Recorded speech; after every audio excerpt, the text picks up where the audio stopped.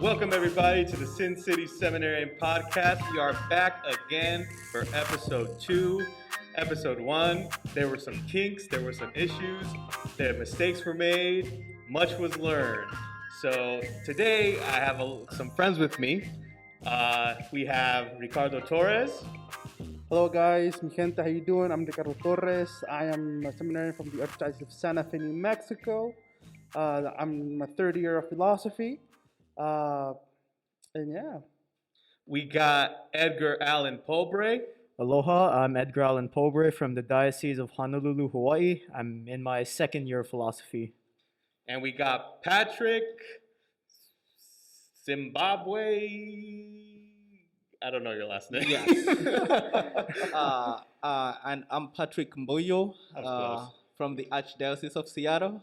My third year of philosophy here at Mount Angel. Nice. Well, thank you guys for joining me today.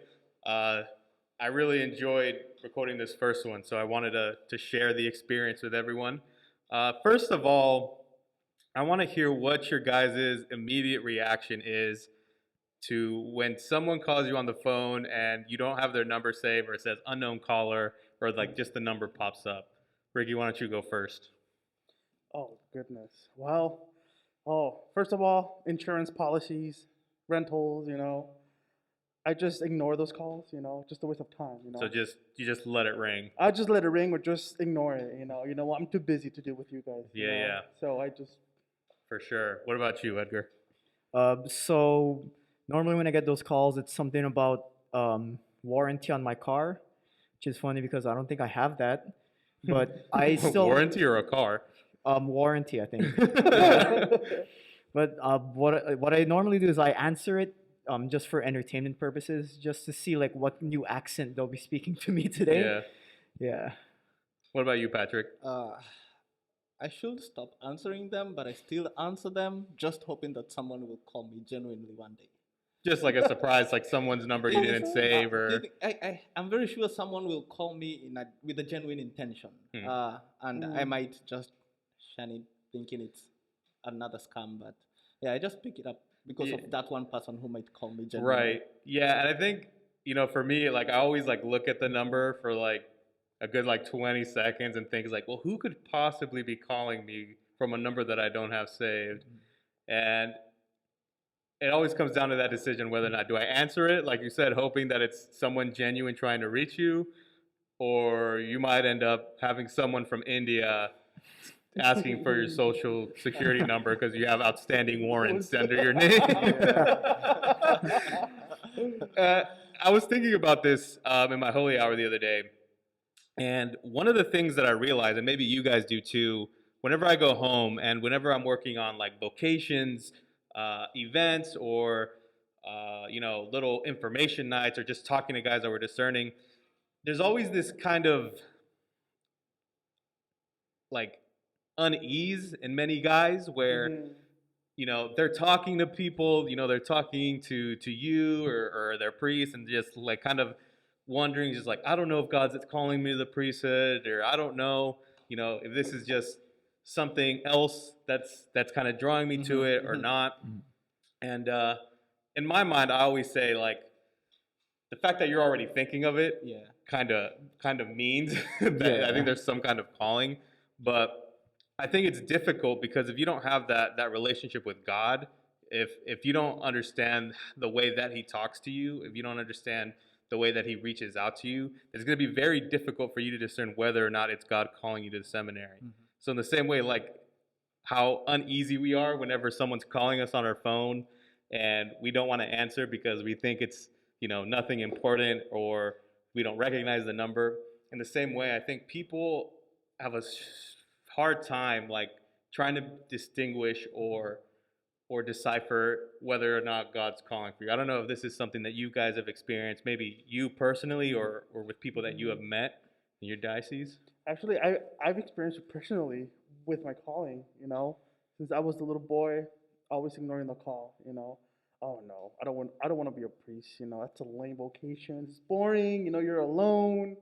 No, I just want to live life, have a wife, have kids, And it was like that for the past,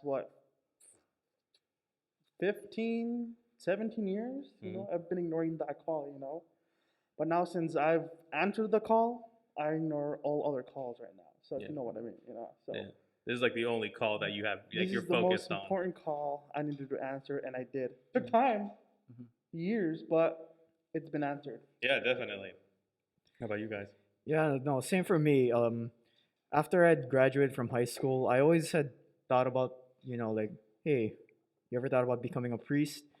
But I would always like try to deny it. I'd come up with some excuse like, oh no, mom and dad are getting older. I need to find a career so I can take care of them. Like, oh, they want grandkids, so I'm the boy of the family, so it's my job to make sure that the Pop lineage. those babies out. Yeah, but yeah, but in everything else that I tried doing, like I tried going into different fields. Like after I'd graduated from high school, I took my ASVAB and I was ready to join the military. Then I realized I don't want to do this. Like there wasn't like literally the only thing about the military that really caught my attention was literally just the benefits. Like I didn't actually want to Like join. good benefits. Oh yeah, really good benefits. But at the same time, it's like as the day grew closer to when I was supposed to go, I realized, this isn't gonna make me happy. So after that, I pulled out of the whole enlisting process, which of course upset my family. But they told me, well, if that's not what you want to do, just keep looking. And after that, I went to college for a bit, and I was studying to become a teacher, and I was working at an elementary school for their elementary school program, which I really enjoyed.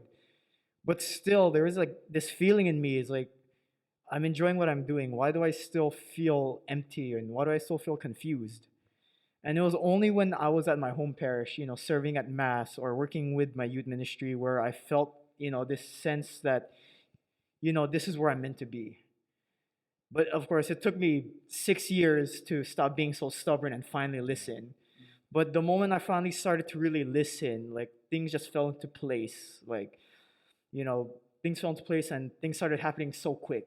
Like in the span of a summer, I met with my diocese with our vocation director, and then within just a few months, I was enrolled in the seminary. Well, so it's interesting because you're kind of saying that the call for you actually happened within Mass, within the sacrament. Yeah. Of Mass. See, I think that's really cool. Patrick, what about you? I didn't think that priesthood was a call for me.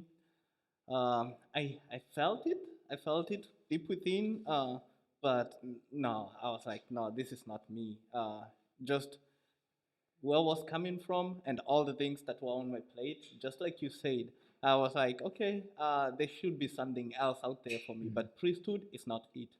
Especially being a firstborn, you have all these responsibilities that you kind of think that entirely up to you. You have to give your parents the grandkids and all that stuff. So those were the things that were kind of looming in my mind, just like Edgar here. My parents are growing old. I need to take care of them. But I thank God for the basic foundation that I had in my Catholic faith, because I feel like this is what really strengthened me to kind of. It is just like I said. It is this one phone call that I had been genuinely waiting for, because once I finally think that this faith that I had that was initiated to when I was really young kind of showed me this one phone call that I have been waiting for, and that is priesthood. And I really thank God for being in seminary, because discernment does not just end like when you come into seminary. It is something that continues. So we are still here in seminary and we are still questioning every day. Is this where I feel like every day you're measuring, like, is this where I feel like I'm called to be? Because everything should be, if you're doing the right thing, then everything should be falling into place, I think. Yeah. I think you guys all brought up really good points. And I think one of the things that really helps people is by identifying, when that call really happened for all of us.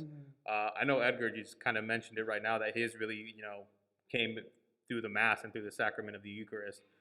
I think for me, if I remember correctly, like the first time I felt the call was when I was at a youth conference. I was at Steubenville in San Diego, And Father Mike Schmitz was there. He was giving the talk on like vocations, and at the end, he did this thing where he like invites like all these young people up, and he says like, oh, if you feel God's calling you to be a priest or religious, like come up and we'll all pray for you.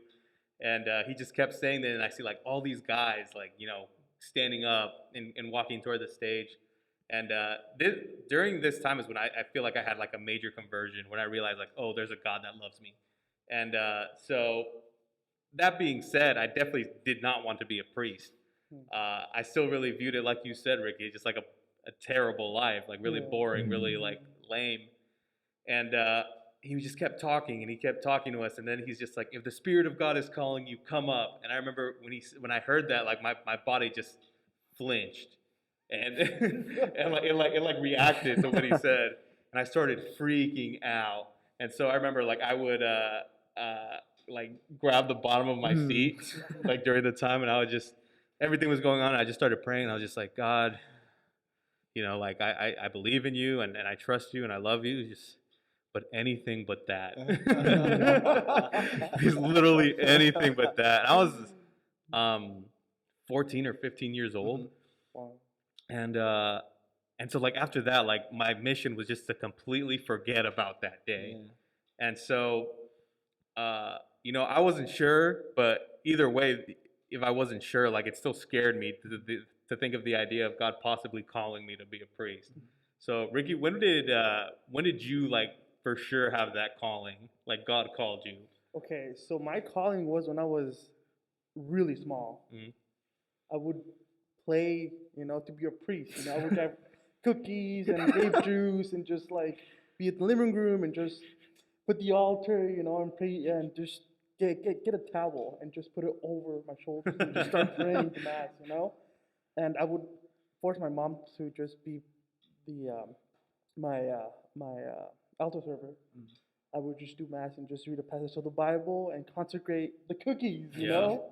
And since that moment, I knew I had the calling, And actually, because I'm from Mexico, so in Mexico back in the day, like we're poor, we're not rich, And so I used to walk 1.5 miles to catechism every Saturday. Yes, I'd leave my house like around 8 and be there like around 9:30, 9:45, because catechism started at 10. Oh wow! So I loved walking to catechism. I was happy. And so I think since that moment, my vocation just started to just rise up. Yeah. So you noticed it then, but as time went on, like your mind, I guess, wanted to kind of run away from that, like you said earlier, and I think that's very common. Patrick, what was like the moment like you for sure knew, like, oh, this is like some kind of calling? Maybe not for sure, but you first questioned. I have to give a little background information. You know how they say that something good comes out of something bad. Like for a seed to germinate, it has to die. And I feel like for me, I kind of died so that I grew into this. I had to grow into it. And how I knew I had the calling in there, but I did not want to pursue it. I was living the street life. So just in case there's someone out there who's living the street life and they feel like maybe this might help. And one of the greatest insults that I got from my friends were telling me, "You go be a priest," because I was speaking too much in front of them, and that was an insult, and I really felt really bad. I felt heartbroken. How could you tell me to do something of that nature? That is like degrading me. And so me and my friends had a fallout because of that. And the other guys who picked me up from that spot were like the youth. And when I went to the youth group, the moment I just entered the youth group, I just felt this peace and this reassuring message that this is where I call you to be. This is where I want you to be, not out there, right here. And it has never left. In fact, every day it just gets more and more. So if not that, I don't know. That's the, and it was pre-high school, so that would be my early 15s. Okay. So that was when I kind of felt it. I think one thing that we all have in common as well is this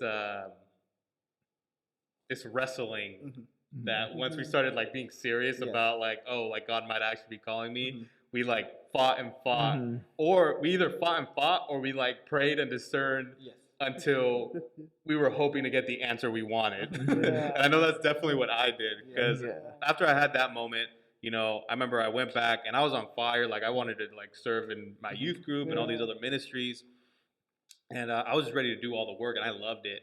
And sure enough, I kept running away, saying like, the one thing that I always hear people say, like guys always say is like, oh, I can't be a priest. Like I love girls way too much. And I was just like, That was the excuse I used to okay, say all like, the time. Love girls too. yeah, yeah. that wasn't an easy thing to walk Yeah. away from. But and you start like trying to come up with all these excuses, like just like, no, I can't because of this, or I can't because of that. And it actually reminded me of the story of Moses in the book of Exodus. And God appeared, had an angel in the shape of a flame burning the bush, and God was speaking to him, talking about how he wanted him to be the person to go and free the Israelites and all these things. And Moses was just like, but Lord, like I'm so like ineloquent, and like I'm so like, what if they don't believe me? What if? And then it literally says in the morning, it's just like God was getting mad. And I know like when I first started discerning seriously, I was getting towards the end of my senior year in high school, and I said, okay, like I'll do it. And I just started doing like research. I started praying about it more. I started talking to my priests, hoping to basically like shake this idea off. But the more I did, like the more I just kind of like, okay, well, it sounds kind of nice now. Up to the point where I had to travel all the way to Boston from Las Vegas on this silent retreat to just finally be like, okay, God, I'll go. and maybe like you guys can talk about like your like inner struggles, inner wrestling with this, because it is something very difficult to just really come to terms with and really just kind of surrender yourself and say, okay, God, like I will follow you. I don't know if you want to start, Ricky. Yeah, like for me, before coming to seminary, I was in a relationship, and so I was making my own vocation, the perfect, I go to school, get my degree, get married, have a house, and become a deacon, So it's like the perfect life, that you have God, you have your career, you have your vocation, which is a married life, And I'm like, it's cool, it's chill, I got this. This is good, this is what the Lord wants, And if I can say, that's like the one thing that a bunch of like Catholic men say is like, well, I'll just be a deacon. And yeah, like, exactly. Just be a priest. Yeah, it's weird because one day my pastor just came up and that's when like, have you ever thought about being a priest? I'm like, oh geez, come on, no, not again. It's like no. This was people like telling you. People like, telling me like, you look good as a priest, like I see that in you, the way you act, the way you are, It's like, don't tell me that, please. Come on. Jesus, you have a good sense of humor, And so I just tried to just love my girlfriend to the fullest, And one day I just woke up and I stopped loving my girlfriend. And I just heard God's voice say to me, this is it. It's time. Yeah. Stop fooling around. I'm like, And so one day after another, I stopped loving my girlfriend. I talked to my pastor. I told him what was going on. It's like, I even said to myself, it's not you, it's me. Okay? I need to work on myself, And so the Lord just called me, It was just, bam, when He calls you, He calls you. Yeah, it gets to a point where like you just can't deny it anymore. You can't exactly. So I couldn't make more excuses, and I just needed to do it. I just needed to go for it. It was time. Yeah. And so I knew that if I stay there, I wasn't going to be happy. And so even though this is a challenging calling now, being a seminarian is challenging. Like my colleague Patrick was saying, you're still discerning the call, but you're still moving forward and listening to God's voice. And it's tough, but it's worth it. You feel good from inside. You feel like you're in the right place. Yeah, for sure. Edgar, I know you kind of mentioned, like you're wrestling and you're just kind of like seeking. I don't know if there's anything else you wanted to mention. Yeah, so just throwing this out there, I also use the whole I'll just be a deacon excuse as well, which I think like 98% of seminarians have used that excuse. I think we always use that as like as like a compromise. Like, okay, God, hear me out. I'll get married, but like I'll be a deacon. Yeah. Like I'll meet you halfway. Yeah. There's no meeting God Yeah. halfway. But yeah, like this whole wrestling thing, yeah, just from the moment I entered into high school religious education up until right before I left for seminary, like literally everyone in my ministry always used to tell me like, "Oh, hey, you should become a priest," or "You ever thought about becoming a priest?" And I hated it so much because I knew by that point, like these people wouldn't be saying that to me unless they really meant it, because these people were real, genuine people. They wouldn't just be saying it as like, as just a joke. Like they really had faith in me, and that bothered me so much because I had this whole list of things that I wanted to accomplish. I had this idea of what I wanted to do with my life. As Ricky mentioned, just get married to a good Catholic woman, have lots of kids, raise them up in the faith. Like that's what I had planned for myself, and I was so set on it. And I hated this idea that people were beginning to label me as, "Oh yeah, that's the guy that's going to become a priest one day." So I tried to do everything in my power to separate myself from that image. Like, I started partying all the time. I started drinking like heavily, like every day, just because I wanted to disassociate myself as the quote unquote church boy and the future priest. Like, I just, like, as you had mentioned, like, it came to a point where it felt like an insult almost. It's like, I didn't like the idea of people telling me what they wanted me to do. So I just started, disassociating myself with everything that had become a part of me. I stopped being like so on fire with the faith. I stopped attending, ministry events as consistently as I used to. But I realized that as I started to distance myself from the church, I started to feel like garbage. I realized like, what are you doing? You're going out partying every day. This isn't you. Like you were never like this. All you're doing is just like filling yourself up with like emptiness. Yeah. Like it was like this artificial sense of peace and happiness that I kept seeking until I realized that, I'm just putting up a whole facade. This isn't who I am. And I realized that I needed to return back to the Lord. And that's when I realized, as my sort of reconversion back to the faith, that's when I realized that, like, you're called to something greater. I might have all these plans that I've made that I might think are perfect for me, but none of those are in comparison to whatever God might be calling me to. And that's when I realized, like, it's time to just drop everything and truly start to discern and try to figure out, okay, what's God calling me to do with my life? And yeah.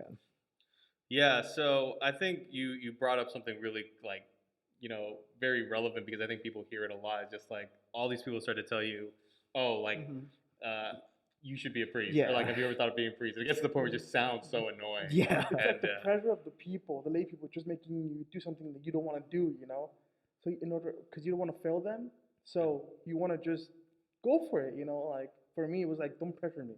I'll do it in my time, okay? Yeah. Not in your time, But I think that helped, I guess, push me to do it, get out of my comfort Yeah, zone. because sure. if we kept going, if we entered the seminary on our own time, I don't think any of us would have actually entered.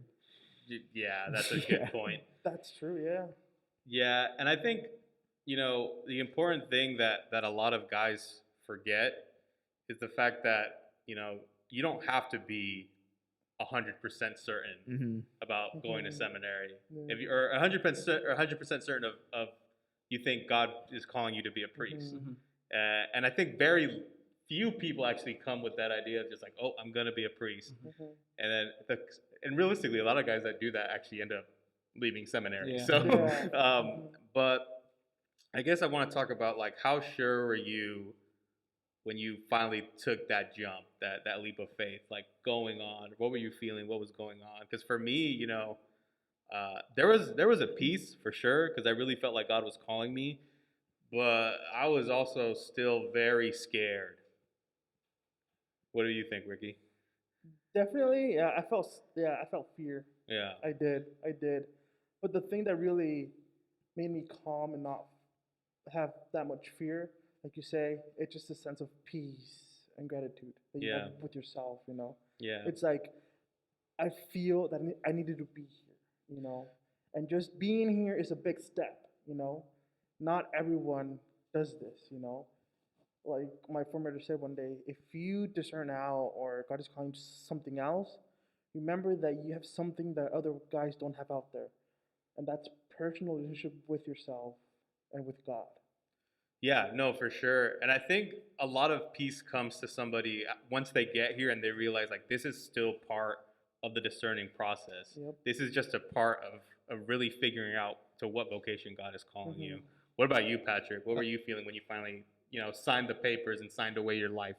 When I did So that, what's in the life? that's a very good way to put it.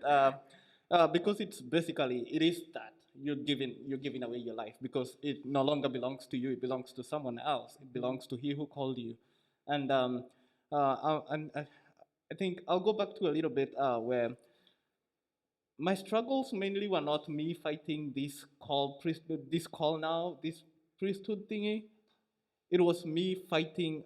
It was me trying to conform to this priestly identity because all these people who try to push you to become a priest are just pushing you to accept that which they have seen in you, which you really don't want to accept about yourself. And so once I got to the church, to the youth group, I accepted it, and I started like now trying to conform to this priestly identity. And I was waiting till I think I was waiting for that right time where I felt like, okay, now I feel like a priest. I feel like I'm acting like a priest, so now I can go to seminary. The thing that really made me come to seminary was, I remember one day we had like this big fundraiser in church and I was altar serving. And the lady who was given the opportunity to kind of lead the prayers um, before we begin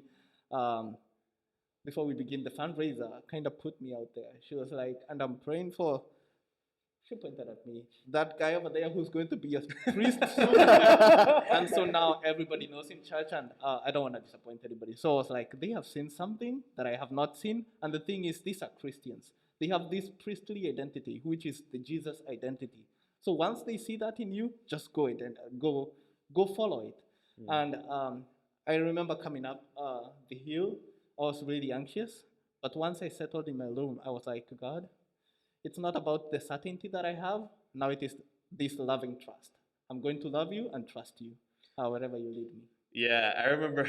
I remember just being really excited coming up for Yeah. the first day, and I rode up with my friends, and they were also kind of like it's not too late to turn back. Like it's I was telling them like like shut up, like like it's gonna be fine. And I remember like coming up, pulling behind this building, stepping out of my car, and just looking up and just thinking, what the heck did I do? And I was just like I don't think I've ever felt so much anxiety rush into my body all Yeah. at one time. Yeah. And it's just it was just so surreal. Yeah. But luckily enough during orientation week, we get to meet everyone. You're like, oh, okay, like everyone's just as scared as I am. Yeah.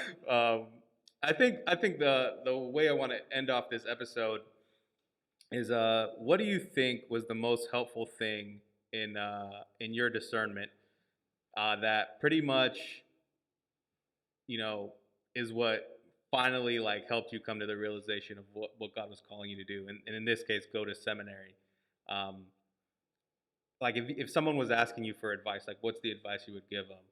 For me, I would say don't use discerning to the priesthood as a way to pick up good Catholic girls, because that really annoys me.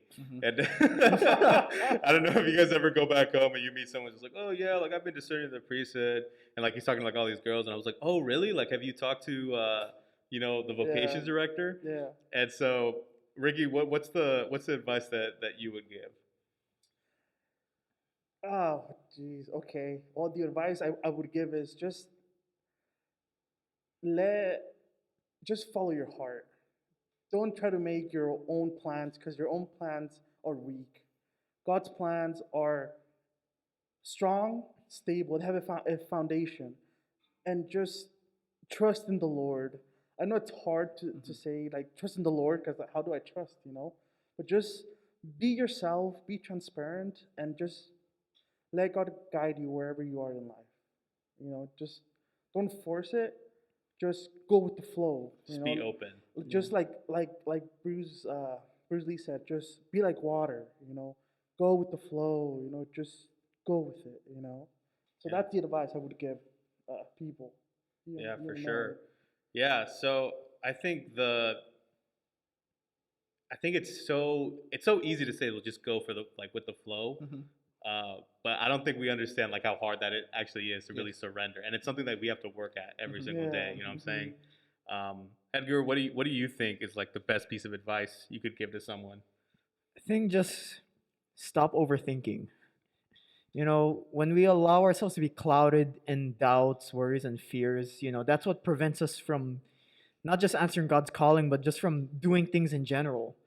So, as Ricky had mentioned, just learn to let go. And it's hard, but trust me, it's so worth it. When you learn how to just go with the flow, that's when you can truly feel, Jesus really taking the wheel and carrying you to wherever He's calling you to be. You just got to trust in Him. Yeah, 100%. And you know, I think a lot of guys are gonna come to the realization that trusting God is gonna be a lot more than, you know, making sure that, oh, I'll have food to eat. But Mhm. realistically, trusting God is being okay with having nothing, Mhm. Yeah. but being secure in the fact that God Mhm. will take care of Yeah. you. Patrick, what is the piece of advice that you would give? Yeah, for me, I'll begin with you need to have this very strong relationship with the caller, because for this call there has to be that one who calls. So just having this strong relationship with him, and you can do so in prayer, dive in the scriptures and just pray, and he's the one who has the answer. He's the one who clearly sees everything. Yeah, because all we are looking for is clarity. The only reason we are battling with this is because we are looking for clarity. So, as my friend said, just don't struggle, just test the waters. That's what we do in everyday life. We test things, so just test this call and trust in God, have a good relationship with Him, and yeah, let Him lead you. Yeah, thank you, Patrick. I think it's just the fact that we need to know who God is the Mm-hmm. best thing Mhm. that's gonna help anybody. Yes. And like we said, it's just like to know who's calling. To have that caller ID, Mm-hmm. you must first know who the caller is, like you Mm-hmm. Yeah. said. Mm-hmm. And in knowing who it is and building that trust and building that sense of relationship, Mm-hmm. like it'll be a way more clear. Mm-hmm. Yes. Mhm. And just to add one more thing, if you don't mind, Ivan. Um, Remember that we're all sinners. We all have a past. Don't think that because we're here, we're saints. Just remember that this is a hospital. We are here to be healed by the Lord. And remember, don't let people's thoughts of you become your reality. Do you trust yourself, trust in the Lord, and do not be afraid. Remember that. Don't be afraid. God tells us 365 times in the Bible, don't be afraid. So use that a day at a time and just say it to you. Don't be afraid. Believe in the Lord. He is with you. Yeah, take courage for sure. All right. Well, thank you guys for joining me for this episode. It was a lot of Oh, fun. thank you. A lot of fun getting to do this. Thank you for all who watched. Thank you for those who tuned in. Make sure to leave a comment. Make sure to. Well, you don't have to like the video, but I'm gonna do it whether or not you like it or not. So please continue to, spread awareness for vocations because the church needs priests. So pray for vocations and never forget to trust in the heart of God and never forget to trust in His love and mercy. That being said, we'll see you next week. Yeah. Finished podcast with the boys. Now we're about to make some noise.